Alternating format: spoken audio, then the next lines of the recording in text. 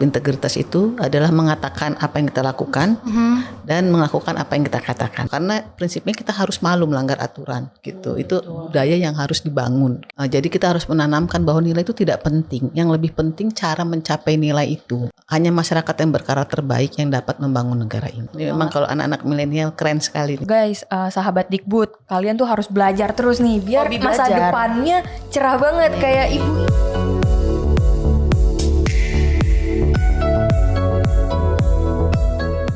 Assalamualaikum warahmatullahi wabarakatuh. Salam sejahtera bagi kita semua. Om Swastiastu, Namo Buddhaya, salam kebajikan, Rahayu. Waalaikumsalam. Halo sahabat Dikbud. Selamat pagi, siang, sore, malam, dimanapun sahabat Dikbud menonton ini dan kapanpun sahabat Dikbud menontonnya juga. Halo sahabat Dikbud. Halo, gimana sahabat Dikbud kabarnya? Nah, mungkin kalian bertanya-tanya kali ya, ini siapa sih Dua murid ini. SMA kok kayaknya asing ya bagi mereka, anak baru kayaknya ya. Iya. Ya, kok tiba-tiba ada di sini? Betul. Nah, mungkin daripada kelamaan kita perkenalin diri dulu kali ya, biar teman-teman sahabat Dikbud nih bisa lebih kenal sama kita. Soalnya ada juga nih Dre, pepatah yang bilang katanya tak kenal maka tak sayang. Oh iya betul. Nah, biar sahabat Dikbud lebih sayang sama kita, nah bisa kali kita perkenalan dulu. Silakan. Jadi sahabat Dikbud, perkenalkan kami siswa dari SMA Negeri 3 Jakarta kelas 11 IPS. Nama aku Audrina Syafarin Sucayono, bisa dipanggil Audrey, selaku ketua OSIS juga dari SMA Negeri 3 Jakarta, dan aku di sini bersama Naila Bintang Adrevi. Nah, tapi kalian bisa panggil aku NB biar lebih akrab kali ya. Nah, di sini aku juga merupakan siswi SMA 3 Jakarta juga. Di sini aku ya membawa nama ekskul jurnalistik lah ya. Ya betul. Nih kayaknya biar kita lebih akrab, biar sahabat Dikbud bisa lebih kenal, kita buka masker. Oh iya, tapi sebelum buka masker kita mau ngasih tahu dulu nih ke sahabat Dikbud. Kalau sebelum kita melakukan proses syuting ini, kita udah dites antigen dulu tadi. Alhamdulillah negatif ya. Iya, karena soalnya kita juga mau ketemu Ibu Irjen juga. Iya dong. Nah, juga sahabat Dikbud, semua proses perekaman podcast hari ini dari krunya, semua menggunakan masker, semua menjaga jarak, jadi semua memenuhi protokol kesehatan. Nah, jadi kita bisa yuk kita buka dulu maskernya. Oh. Wow. Ketahuan nih muka-mukanya nih. Iya, nih bisa kelihatan nih, jadi sahabat Dikbud bisa ngelihat muka-muka cantik kita. Iya. Oke, jadi sahabat Dikbud, pada tahun 2020 sampai dengan saat ini Kementerian Pendidikan, Kebudayaan, Riset, dan Teknologi bekerja untuk memastikan peningkatan kualitas pembelajaran tetap berjalan sekaligus memastikan bahwa segala kebutuhan di masa krisis pandemi COVID-19 tetap terpenuhi. Prinsip dasar semua terobosan Merdeka Belajar adalah apa yang terbaik bagi para murid dan juga para guru. Kemendikbudristek terus melakukan transformasi pendidikan dan pemajuan kebudayaan. Strategi transformasi yang begitu besar dan kerja yang tak kenal henti mungkin disalahartikan sebagai tidak fokusnya upaya transformasi. Namun jika dipahami lebih dalam, semua yang dikerjakan Kemendikbudristek menyasar pada pendidikan yang berkualitas bagi seluruh rakyat Indonesia. Betul. Pengawasan di bidang pendidikan, kebudayaan, riset, dan teknologi sangat penting peranannya saat ini sebagai salah satu fungsi manajemen yang perlu diupayakan dalam mencapai tujuan organisasi yang efektif. Dengan adanya pengawasan dapat mencegah sedini mungkin terjadinya penyimpangan, pemborosan, penyelewengan, hambatan, kesalahan, kegagalan dalam pencapaian tujuan dan pelaksanaan tugas-tugas organisasi. Dan hal yang paling utamanya tentu setiap pengawasan yang bertugas haruslah berintegritas. Untuk mengetahui lebih dalam mengenai integritas dalam lingkup dunia pendidikan dan dalam kehidupan sehari-hari, telah hadir nih bersama kita wanita pertama yang menjabat sebagai Inspektur Jenderal Kemendikbudristek. Ini dia, Ibu Katerina Mulyana. Halo Bu. Selamat sore Mbak Audrey. Apa kabar Ibu? Alhamdulillah sehat semua ya. Alhamdulillah sehat. Ibu sehat Bu? Alhamdulillah sehat. Jadi nih sahabat Dikbud, selain menjabat sebagai Inspektur Jenderal Kemendikbudristek, kita juga searching ya terkait Bu Katarina. Ternyata beliau merupakan staf ahli Mendikbud di bidang regulasi pendidikan dan kebudayaan. Masih ya Bu sampai sekarang ya? Masih sebagai PLT. Terus juga beliau pernah menjadi Kepala Kejaksaan Negeri Bekasi di tahun 2015. Betul Ibu? Betul. Beliau juga pernah menjadi Kepala Biro Hukum KPK ya Bu dari tahun 2013 sampai 2015. Jadi sangat banyak ya Bu pengalaman kerjanya sangat beragam banget. Jadi itu gimana Bu rasanya banyak pengalaman di berbagai bidang Bu? Ya, pertama tentu saja itu jabatan dan pengalaman itu sebagai sarana pengabdian kepada negara ya dalam pelaksanaan tugas gitu. Jadi tentu saja sangat senang karena di 3 tempat termasuk di Kemendikbud ini kita memiliki teman-teman gitu ya, memiliki networking yang lebih luas ya, dan juga lebih dapat mengaplikasikan ilmu yang telah kita peroleh selama kuliah gitu, lalu kita terapkan di dalam pekerjaan kita. Gitu. Jadi masih sangat relevan dengan ilmu yang telah saya peroleh pada jenjang pendidikan tinggi. Kita juga habis research nih terkait Ibu. Ternyata Ibu itu interesting fact adalah alumni dari SMA Negeri 3 Jakarta. Sama sama kita ternyata. Jadi dunia sempit banget ya Bu. Betul, kemana-mana ada aja. Aku mau ini dulu kali ya, kita nostalgia nih sedikit aja. Dulu waktu di SMA 3, Ibu nih termasuk orang yang kayak gimana Bu? Apakah Ibu siswa yang merupakan ambis banget, setiap guru ngomong Ibu selalu nyatet, atau Ibu yang diem-diem aja di belakang, atau Ibu yang malah organisasi banget gitu? Kalau di SMA 3 sebenarnya biasa-biasa saja ya, tidak terlalu aktif juga karena pada waktu kalau ekskul hanya ikut paduan suara. Terus yang kedua sibuk bimbel yang pasti gitu ya. Berarti Dan karena belajar terus ya Bu ya. Dan karena di kelas itu namanya anak-anak SMA kan ya. Jadi ya ikut-ikut bandelnya juga, ikut-ikut rajinnya juga gitu. Tapi berarti Ibu abis sekolah itu langsung bimbel? Iya, full sebelum sekolah. Kalau kelas 1 kan dulu masuk siang. Nah, jadi pagi juga bimbel. Nah, pulangnya bimbel lagi. Bimbel lagi atau les lagi gitu. Padat ya Bu. Dari SMA sampai sekarang padat banget ya Ibu. Iya. Pantesan, makanya tuh guys, sahabat Dikbud, kalian tuh harus belajar terus nih biar Hobi masa belajar. depannya cerah banget kayak Ibu ini. Keren Ibu banget. Catherine. Nah Bu, ngomong-ngomong nih kan tema kita hari ini terkait integritas. Ibu dulu saat SMA mungkin pelajaran sosiologi ataupun PKN pernah nggak Bu diajari oleh gurunya terkait integritas Bu? Iya, jadi kalau integritas itu kan melekat pada beberapa mata pelajaran dulu ya, khususnya mata pelajaran agama. Ya. Lalu subtopik itu ada juga di PMP kalau dulu ya, sekarang PKN. Dulu pendidikan moral Pancasila. Nah, itu masuk ke dalam nilai-nilai yang diberikan, nilai-nilai Pancasila yang harus kita pelajari dan kita terapkan. Nah, itu kan kalau versi buku, versi yang diajarkan. Menurut Ibu Katerina sendiri terkait integritas, menurut Ibu tuh definisi integritas ini apa? Jadi prinsip, saya simpel saja menganggap integritas itu adalah mengatakan apa yang kita lakukan dan melakukan apa yang kita katakan. Jadi kita harus jujur dan harus konsisten gitu ya. Harus sesuai juga ya Bu. Betul, Ya? bahkan kita katanya harus lebih baik dari apa yang kita katakan tentang kita. Jadi kebalikan dari hipokrit ya Bu. Betul. Untuk integritas. Ini memang kalau anak-anak milenial keren sekali nih. Wah, Terima kasih loh. nih Bu, ngomong-ngomong tentang anak muda, kan udah diketahui anak muda kayak kita tuh ya dilematis banget ya Masih Bu. labil. Betul. Susah cari jati diri, tujuan hidup. Nah, itu kadang juga berkaitan dengan integritas nih. Susah kita berintegritas gitu. Nah, bagaimana Bu cara kita nih sebagai anak muda, dan mungkin dulu Ibu anak SMA, gimana sih kita tetap berpegang teguh terhadap integritas kita Bu? Jadi pertama kan kita oleh keluarga, oleh orang tua khususnya gitu ya, Iya. bahkan dalam pendidikan agama kita kan dilarang untuk berbohong. Betul. Dilarang untuk berkata tidak jujur gitu Iya. ya. Jadi seharusnya ketika kita melakukan itu ada sinyal nih dalam hati kita, dosa nih atau enggak ya gitu ya. Nah, jadi ada takut gitu ya untuk melakukan sesuatu yang bersifat tidak jujur.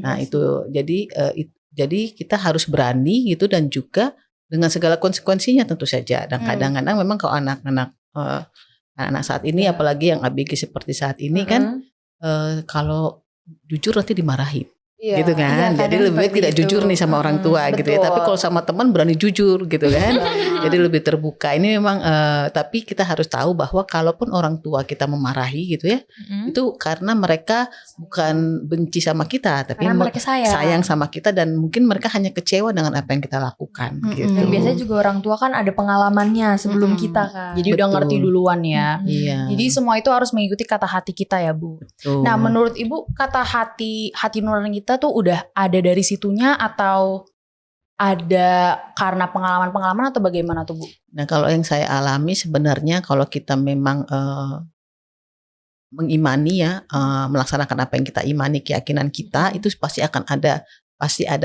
ada bisikan Tuhan yang menjaga Iya, kita kan betul, gitu, yang betul. mengawal kita gitu ya.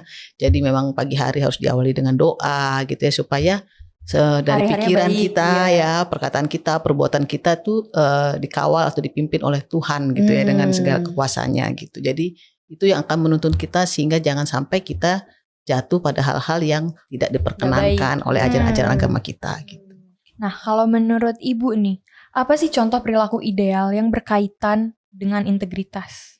Nah, tadi pertama kita selalu jujur. Jujur. Ya. Yang kedua yang paling simpel, kita harus malu melanggar aturan. Jadi kita jangan bangga nih kalau misalkan bolos bisa masuk kelas nggak ketahuan, ya gitu. Kenakalan remaja ya Bu ya. Betul. Atau misalnya di jalan raya gitu ya, bisa misalkan ada polisi lalu lintas, kita bisa ngakalin polisi lalu lintas nih ya, melanggar nggak kelihatan. Nah itu kadang-kadang kita kan suka bangga gitu ya. Tadi aku adrenalin banget. Iya, ada polisi nggak lihat kita nih Iya. gitu. Padahal kita harus tahu bahwa melanggar aturan itu sendiri sebenarnya akan berpotensi membahayakan kita gitu ya. Nanti jadi habit ya Bu kalau nggak dibiasakan. Betul, karena prinsipnya kita harus malu melanggar aturan gitu. Itu budaya yang harus dibangun gitu. Bu, sekarang saya ingin tanya terkait PJJ nih Bu. PJJ ini semenjak pandemi COVID-19 kan merubah banget habit pembelajaran kita ya Bu. Nah, banyak banget tantangannya dari segi guru, murid, dari kementerian juga. Nah, mungkin salah satunya itu pengawasan terhadap murid itu jadi minim ya Bu. Karena yang sebelumnya guru bisa ada di sini, tiba-tiba di laptop gitu Bu. Nah, itu kan pasti banyak tantangan terhadap integritas siswa-siswa. Nah, itu menurut Ibu bagaimana tuh Bu, dan cara tetap integritasnya tetap ada itu bagaimana mempertahankannya? Benar, jadi mungkin yang pertama ya, karena saat ini kita masih berorientasi pada nilai ya di sekolah, baik guru, orang tua, bahkan siswa juga muridnya. Nah, jadi kita harus menanamkan bahwa nilai itu tidak penting, yang lebih penting cara mencapai nilai itu gitu ya. Kejujuran gitu, karena kita mendapatkan 100 misalkan, itu kan tetap harus kita perjuangkan ya. Iya benar. Nah, jadi kalau cara perjuangannya terus tidak jujur kan lelah. Iya. Ya, karena berbuat sesuatu yang tidak jujur kan berbuat sesuatu yang melanggar aturan ya. Betul. Jadi kalau kita tidak bekerja sesuai aturan, bekerja yang tidak baik, nurani kita kan terbeban. Jadi bagi saya selalu menanamkan yang penting kita jujur. Kalau anak saya selalu menanamkan, mama nggak penting nilai kamu, tapi bagaimana kamu mendapatkan nilai ketika kamu jatuh, kamu bangun, bangkit, itu yang paling penting. Itulah nilai hidup sebenarnya. Lebih ada gitu. value ya. Betul, karena kita bisa saja tidak menyukai pelajaran itu karena sikap guru, bukan karena kita ya. Jadi kita menjadi malas gitu ya, jadi langsung ilfeel gitu melihat gurunya gitu ya. Aduh, males jadi nggak deh. semangat gitu kan. Padahal sebenarnya kita bisa gitu ya.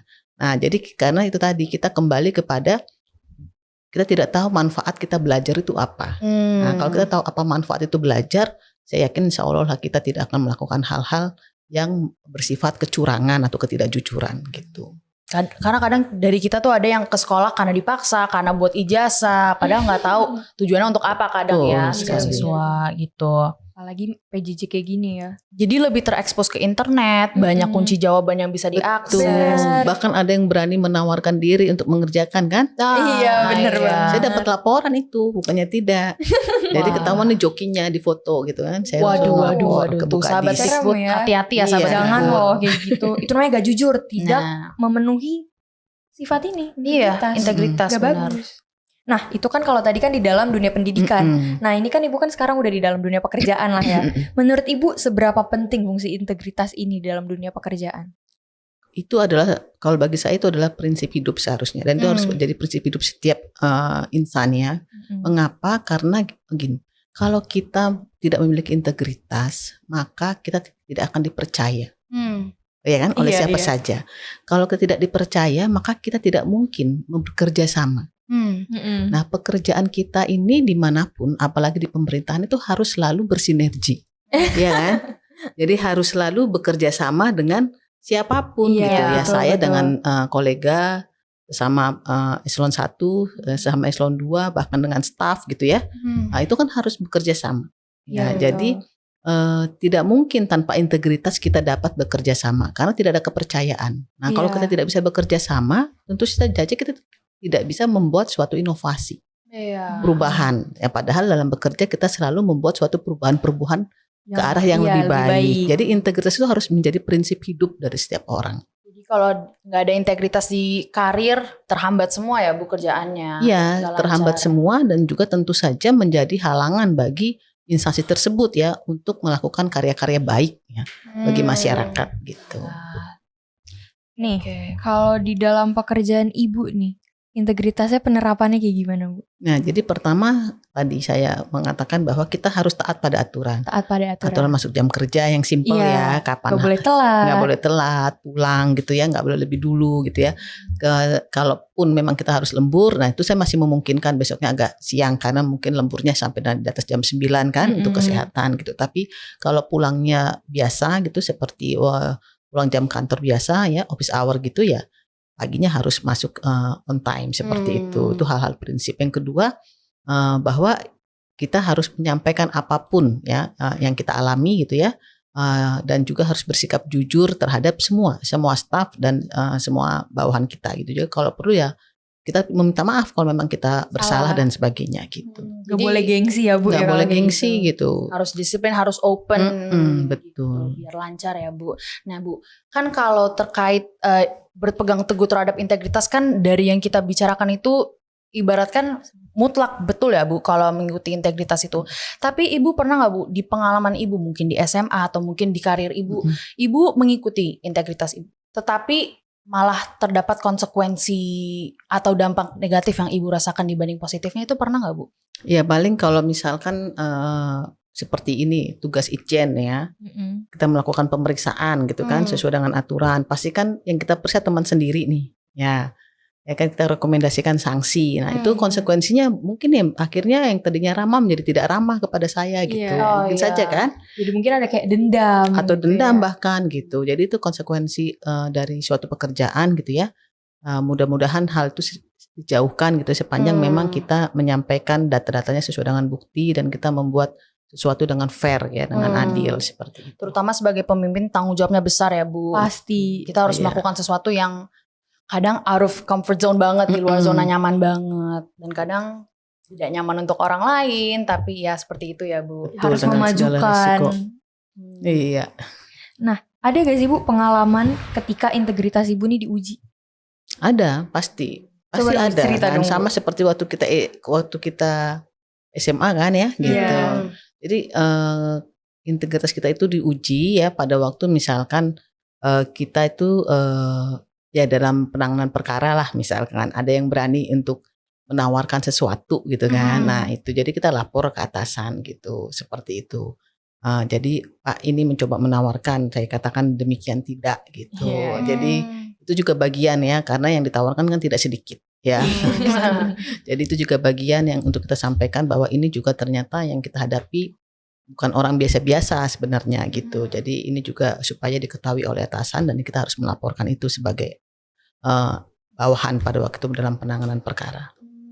Ibu pernah nggak Bu ada seperti keraguan nih di dalam Ibu ikutin integritas atau ikutin arus teman atau ikutin arus lingkungan, itu Ibu pernah mengalami seperti itu nggak Bu? Iya pernah pasti, apalagi waktu zaman kecil kan ya, karena kan kayaknya lebih asik deh kalau ini gitu kan. Ya, karena sekali seumur hidup. Iya, gitu. kapan lagi nih bisa seperti ini gitu ya, pasti pernah lah. Tapi setelah itu ketahuan ya minta maaf ya. Pertama ya namanya anak-anak ya, kita kan nggak mungkin 100% ya. Tapi secara prinsip kadang-kadang kita langgar, ini kan konsekuensinya kalau nggak ketahuan aman kan, bisa gitu ya.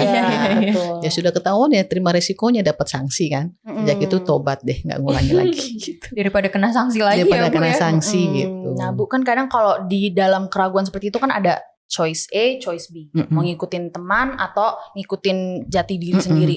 Nah kadang Ibu karena kalau kita nih, kadang kan suka burem ya otak kita gitu, nggak tahu mau milih teman atau enggak. Atau yang jadi fine line-nya tuh belum tebal. Nah gimana Bu cara kita bisa menggaris tebal antara ngikutin teman dan kita sendiri itu bagaimana Bu? Kalau pengalaman saya sih, nasihat saya selama kita bisa berterbuka kepada orang tua, lebih baik kita cerita.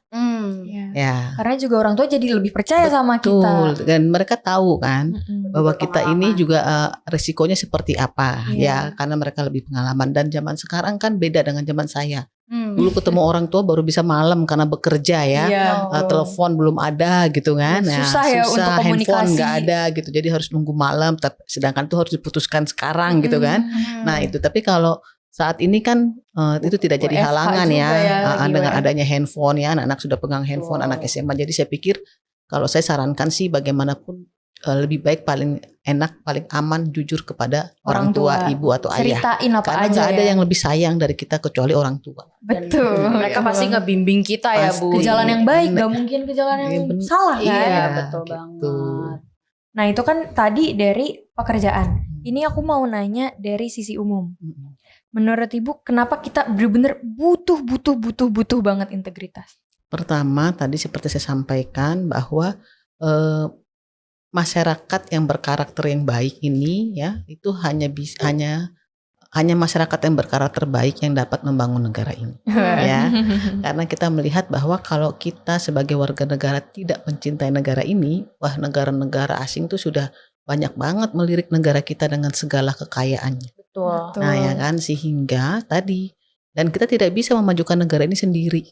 Kita Pasti. harus berkolaborasi, kerjasama gitu. Jadi tadi kalau tanpa ada integritas kita nggak mungkin membangun komitmen ya. Ya kan, sama kan kalau punya pacar nggak percaya kan nggak bisa pacaran kan. Waduh. Gitu kan, nggak bisa ada komitmen kan. Nah Betul. sama apalagi bekerja, karena kita nggak mungkin memajukan negara ini hanya sendiri ya. Sendirian. Kementerian Pendidikan hanya sendiri nggak mungkin, harus bergandengan tangan dengan pemerintah, Capek kalau kayak daerah, gitu dengan ya. masyarakat. Iya, sudah capek dan tidak mungkin gitu. Iya, Karena Indonesia betul. sangat Luas. gitu. Jadi itu penting sekali untuk membangun komitmen bersama, lalu membangun kerjasama gotong royong. Ya, tanpa gotong royong tidak mungkin kita sama-sama membangun negara ini. Karena keberatan ya pasti kalau Iya. ngangkat sendiri. Betul.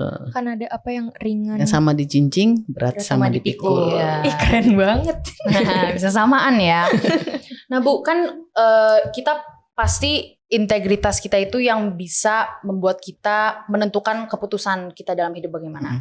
Nah untuk ada integritas itu kan pasti kita perlu ada ibaratnya prinsip hidup sebagai fondasi yang mengarahkan kita mau kemana nih hidupnya. Iya. Nah tapi ya sebagai kita anak SMA kadang belum punya.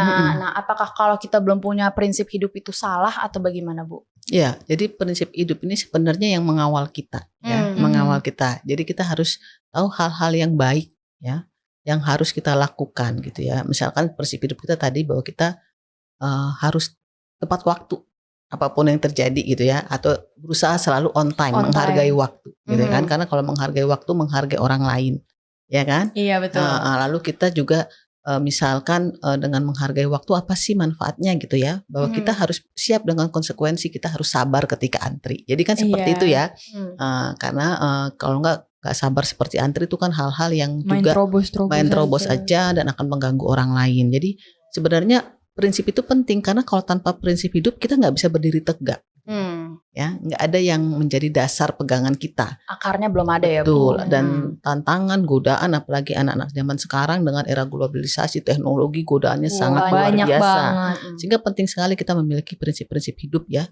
Dan saya pikir ya dari mata pelajaran yang diberikan ya, dari nasihat orang-orang tua gitu ya, guru-guru agama kita tentu saja sudah mengajarkan prinsip-prinsip hidup atau hal-hal yang baik yang harus kita bangun sebagai budaya hidup kita gitu. Iya betul. Kalau boleh tahu nih, prinsip hidup Ibu itu apa sih Bu? Saya tadi ya, kita berusaha untuk selalu jujur. Ya, memegang integritas ya, lalu bekerja dengan penuh semangat, dengan cinta gitu. Kalau saya selalu prinsipnya kalau untuk bekerja ya mencintai pekerjaan kita. Karena biar kita enjoy juga dalam melakukan pekerjaannya. Betul, karena kalau tanpa melakukan bekerja dengan hati gitu ya, maka kita tidak bisa menghasilkan hal yang baik. Iya, jadi bekerja itu harus dengan hati, belajar dengan hati, harus senang.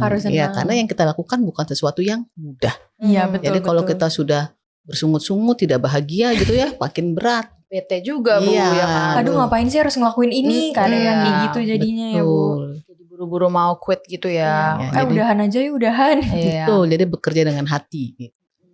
Nah, Ibu kan nih seperti yang tadi kita sebutkan, pengalaman kerja Ibu tuh beragam ya Bu. Di hukum ada, terus di pendidikan juga ada. Nah, selain itu Ibu juga seorang ibu rumah tangga. Nah, dengan ibaratkan berbagai sisi yang Ibu miliki, apakah prinsip dari masing-masing itu berbeda atau mereka perpaduan antar semua gitu Bu? Sebenarnya prinsip itu sama ya, karena itu adalah hal yang bersifat universal ya gitu. Jadi kepada anak-anak pun saya sampaikan bahwa misalkan saya terpaksa tidak bisa menemani belajar atau terpaksa tidak bisa harus melaksanakan kewajiban sebagai orang tua gitu ya.